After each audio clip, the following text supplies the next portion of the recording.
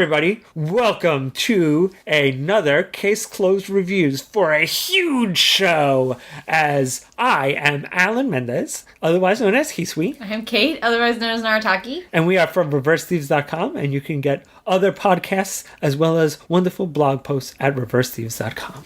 This time we are looking at Space Brothers from A1 Pictures, which is streaming on Crunchyroll, or was streaming on Crunchyroll because now it's over.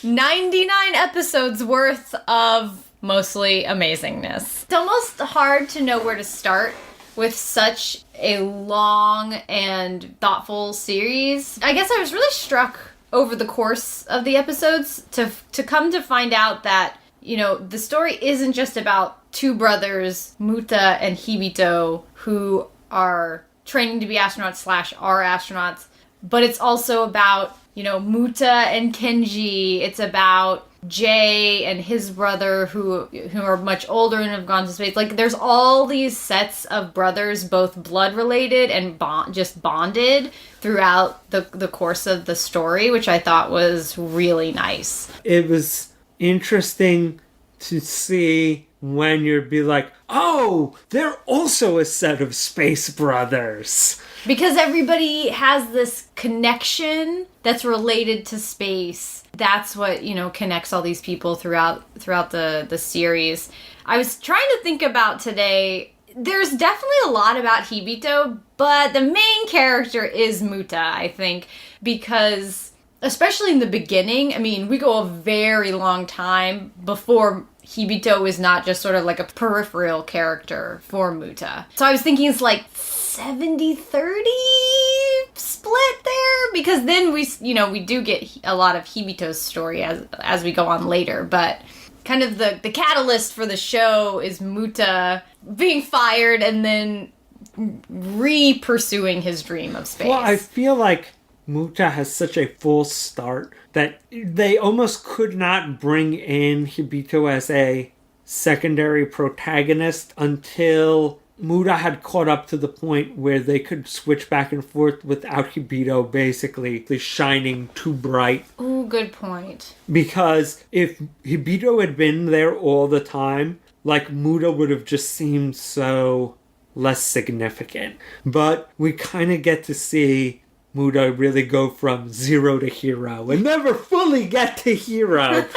But definitely, like, he needs to not be eclipsed by his brother. Like, you feel him being eclipsed by his brother, but he can't actually be physically eclipsed by his brother in the show until he's really at the point that, once again, Hibito really kind of kicks in as a secondary character. Their relationship is really well done. I think that, I mean, I don't have any siblings, but the way that they talk to each other, and I feel like their relationship seems really genuine in the way that it's written. I was thinking about how Hibito, being the younger brother, Muta has sort of this complex because he's like, well, I'm the older brother, I'm supposed to be sort of the influencer or the leader or the person that he looks up to, but my younger brother is the person I look up to. That's the one I'm chasing because he's ahead of me. And I was thinking about how Hibito always calls Muta Muchan.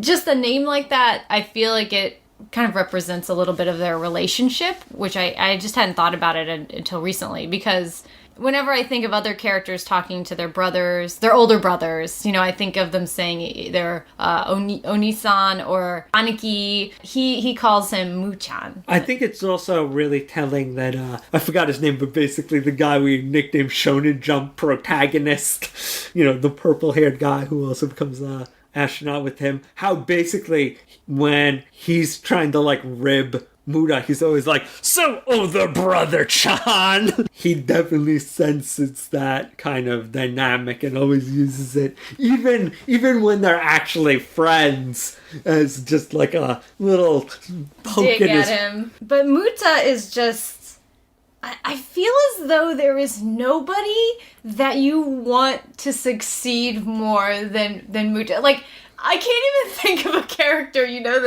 that I feel like more attached to their goals than him, because every time he passes, one of his like markers or that finish line for that particular arc, I can like live on that feeling for a week. It's just, you feel so good. It feels so well earned, and I feel as though the way the show portrays it makes it, I don't think that they stretch it out too long, but I feel like you take the journey and it takes a while to get there, but once you do, like, you realize how significant it was. I feel that he kind of has Master Keaton syndrome in a certain way, in the fact that he's this lovable loser that has a lot of skills. So, whenever he goes into a situation, because you see him as this kind of lovable loser, with kind of the universe and seemingly fate against him, and with so many kind of failures and like half starts in his life, it really feels like when he's in a challenging situation, it's actually a challenge for him. He isn't like Go-Go 13. We're like, yeah, I think Go-Go 13 is going to win this one. Oh, he did. What a surprise. But he's actually this secretly such a skilled character that when he wins, when he has the knowledge or the ability to succeed, it feels earned. It doesn't feel like it was handed to him or some Deus Ex Machina totally just gave him the right answer. Even though every once in a while he does just happily stumble upon a solution.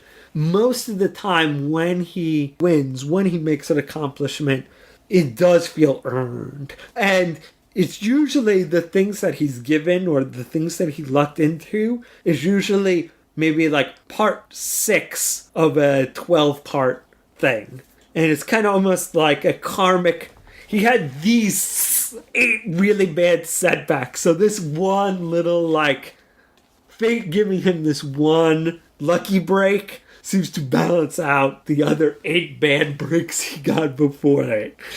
You're right. It never seems as though it comes easy, even when luck is involved, because in all honesty, everybody's lives involve luck at least a little bit, even when you're skilled. You know, like everybody, either luck or bad luck, whatever it is, like everybody is susceptible to it and it happens to everybody. So I think they use it sparingly enough. And a lot of times just laugh with him because he's sitting there going, I totally didn't do that, but whatever. Like, I'm just gonna take it. There is enough, like, almost mirth in it that you don't mind at all. Plus, I feel like most of the time when he gets a lucky break, it's kind of like almost a backhanded compliment from fate. Like, when he gets in the newspaper for foiling that robbery. That was really oppo. And he just like totally like, he just has this horrible like, I totally tripped and like bumped my head on a fire extinguisher and like there is no pride in this victory. I feel like a lot of times when he is given that lucky break, it is like, here's your lucky break. Oh, thanks, fate. At the same time, though, the series is really did a really nice job of creating these very tense situations because, man, whenever they'd come to like the end of a test or a vote, or especially when Hibito is on the moon, I mean, episodes where I'm holding my breath, I'm literally on the edge of my seat. I need to know the answer. And God, the show had a real tendency to like get all the way up to the end of the episode and think that they're gonna tell you like who got in or who made it or whatever you need to know, like that one answer, or to know if Muta made this list or whatever it is, and then they just wait for the next episode to do it, and like they'd be teasing you the whole episode, or it goes into like, or the next episode is like in the future and everybody already knows the answer, but the audience still doesn't know the answer. I just remember you and Shad like yelling at the screen, being like, "Tell us who got accepted already! I don't care about this person!" And like their issue with their dog. I was like, stop! It's not fair. So sometimes they took it a little too far, but the show really got into my psyche, where I had to hold my breath and did not know what was going to happen. And kind of harkening back to something you said, Al, is that people do fail in this series, and it's really heart-wrenching. I mean, especially because, once again, we're not just taking this journey with Muta. We're not just taking this journey with Hibito. We get to know a lot of people over the course of the series, and not all of them make it in everything that they're trying to do. And so you really don't know if they're going to see it through to the end all the time. And not because they die or anything, but just because, like, people don't always get what they want. I mean, I think the clearest example is one of the first major arcs and major tests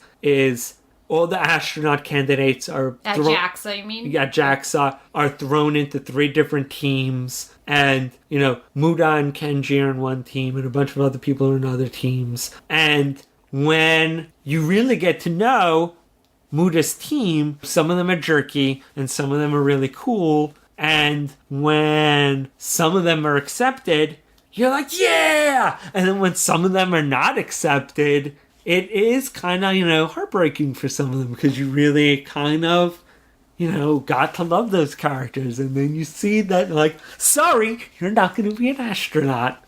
It's devastating. They got me. I mean, every time. It is a show that really takes you by the heart, I think.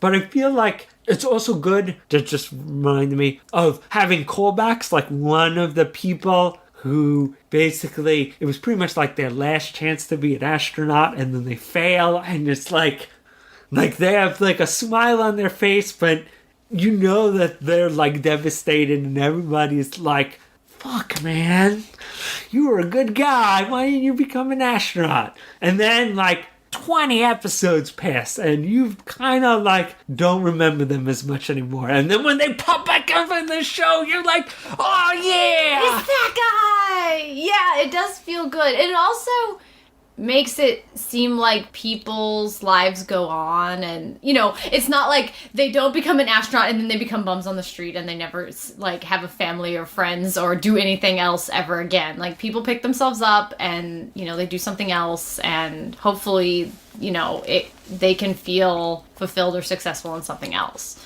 At least they tried. I think one of the main messages is that, you've got to go for that brass ring, because if you just sit there and go, I might have fell off, the horse, then, well, you might have fallen off the horse, but you'll never get that brass ring if you don't, try to go for it. Now, I guess, yeah, let's spend 70% of the podcast talking about Muta and 30% talking about Hibito. Hibito he's very, he's not like Muta. They're brothers, but they're very different from each other. And Hibito's sort of he feels like kind of a happy-go-lucky guy. I mean, he does become famous for jumping in space and saying, yay! So that kind of encapsulates who he is. But I feel like they show that he has worked really hard to get where he is. And actually the whole show, I think, shows a really good job of, like, becoming an astronaut is really hard. So it's a lot of work. So don't think anybody here didn't do a lot of work to get here. I think Hibito's struggles are different from Muta's, because when we meet Hibito, he's already an astronaut. So his struggles are really within his career path. And wow, he has some major ups and downs. It takes one of the, it takes easily the most terrifying and harrowing experience in the show goes to Hibito. And I mean, I was like, I can't take it. I can't take this. That storyline was so hard. And again, because you really don't know the outcome, it could have I feel like the show could very easily kill kill people. I also feel like Muda pretty much has to go on, unless, like, it turns out they were the fake Space Brothers and there are, like, 2 other real Space Brothers. I feel Even like... if that was the plan from the beginning, it would not be okay now. But I feel like if Hibito dies, if his career is destroyed, if he just fails utterly and completely and irredeemably, the show can still go on, and thereby, in a way, you're a lot more worried about him. Because if Muda fails, you'll know that, there'll be some... it might take a while, but there'll be something to get him back on track. But Hibito, you don't have that promise. He can basically utterly and completely fail, or just his story can stop and the main story can go on. I guess spoilers, because Hibito does not die in this 99 episode series. But I thought from episode 1 that he was gonna die. So I'm constantly worried about it, only because, I don't know, I'm just really pessimistic or something. But I have always thought, he's dead. He is going to die. And so anything that happens to him, I get really, really worried. He's a very different kind of character, especially when they focus on him. He has a lot of different setbacks than Muda, and I feel like they feel a lot more harsh. Not that Muda, once again, has a straight, unbroken path to success. Right, but Hibito, he definitely comes off as more competent. I mean, Muta is completely competent, but I feel as though we get in his head a little bit more, and we can see sort of almost the off-kilter way that he approaches life. And Hibito is not, like, a super serious character. Like I said, he becomes famous for saying yay, but at the same time, I do think of him as being almost more serious than Muta. Like, it's like he's a little more grounded.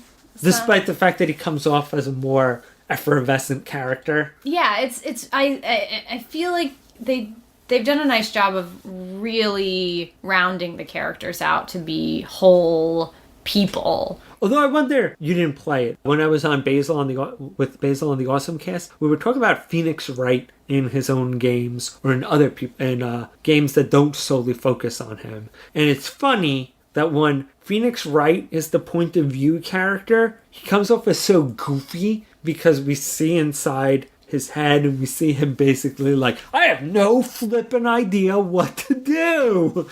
Or like, we see all his silly mistakes inside his head. But it's funny that we both noticed that Phoenix Wright comes off so much more competent when another character is the point of view character, especially in the 4th and 5th games when he's not always a POV character, because we don't see that indecision and those wrong decisions and like him wildly trying to come up with the thing. We only see the end result of his actions. So he seems so much more competent when we kind of don't see all the messy like shorthand that he has to use to get to the answer. So I wonder if that is also a little bit of it.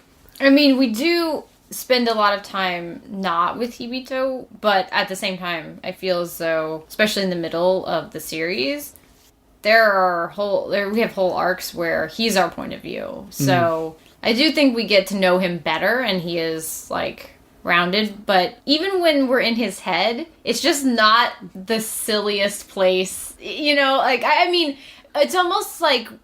Only does it really come off that they're brothers when you're seeing inside both of their heads. Mm-hmm. But I still think Hibito comes off as more sort of straightforward and serious. I can't believe the show is over. It became a part of my life. Like, okay, it's this week, every week, Space Brothers.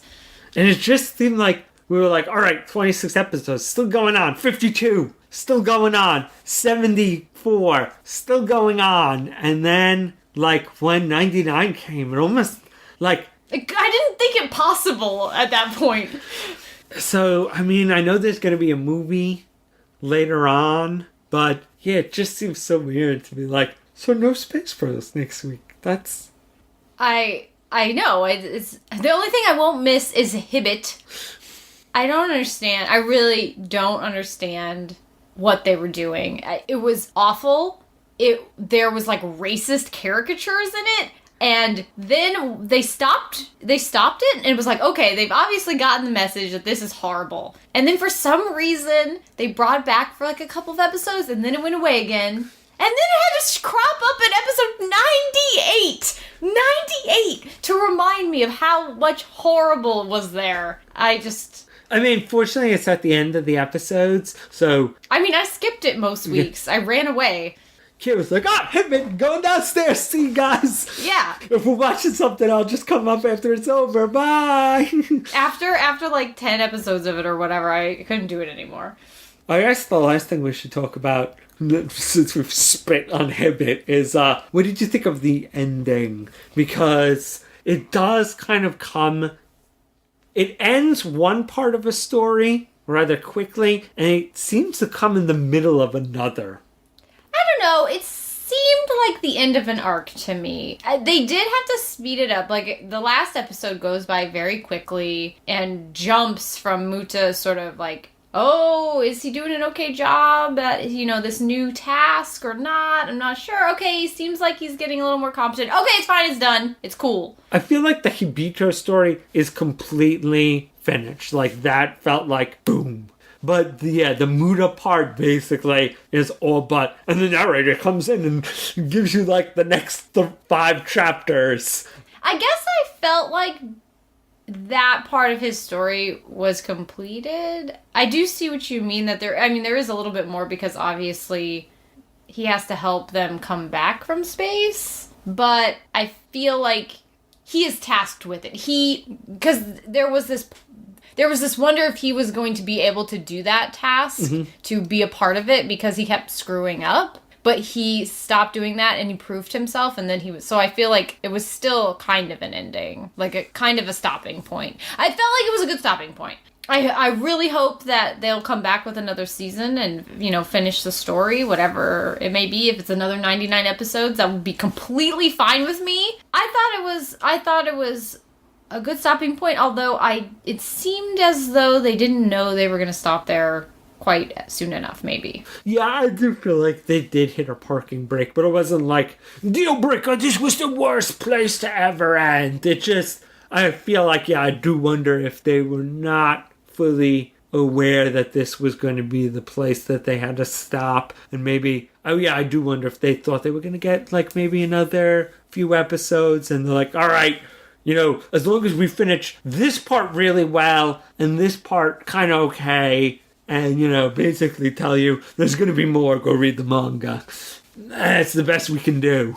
I was a little disappointed that we don't see Hibito in the last, 2 episodes. As we said, Muta is the main character, as far as I'm concerned, but Hibito is very close, and what has happened to him up until that point made it feel a little bit odd not to see him right at the end. I just once again wonder how much that was them having to end at that point in the manga. I'm guessing, having not read that part of the manga, that he just didn't appear, and that he would appear again later on, because obviously his story is not over. But I'm wondering if they basically had these phantom episodes that were attributing they thought they had. He might have appeared in those and as a more solid ending point, but still, I would have really liked to see him. I mean, even if it was just the last moment of, Hibito and Muta looking up at the stars in separate places, but looking up together into the same sky, or looking at the moon, even if they're in different places.